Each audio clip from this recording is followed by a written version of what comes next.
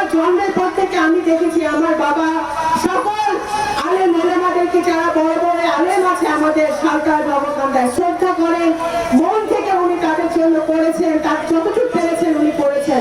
উনি যখন এমপি মন্ত্রী কিচ্ছু ছিলেন না আমার আব্বা, তখনও উনি করার চেষ্টা করেছেন। আমি সকলকে শ্রদ্ধা করি।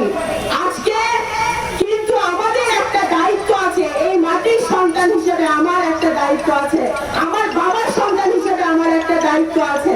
আমার দায়িত্ব হলো, আপনারা যদি আমাকে বোন হিসেবে মানেন, তাহলে আপনাদের মানতে হবে যে আজকে এত জুলুমের পরে আজকে যে একটা সুযোগ এসেছে নগরকান্দার সালটাকে নতুন করে ঢেলে সাজানোর, একটা উন্নয়নের, আমাদের আলেম ওলামাদের নিরাপত্তা দেওয়ার জন্য, মাদ্রাসা মসজিদের নিরাপত্তা দেওয়ার জন্য, সকল ধর্মের মানুষের নিরাপত্তা দেওয়ার জন্য, সেটা একমাত্র দিতে পারে বাংলাদেশ জাতীয়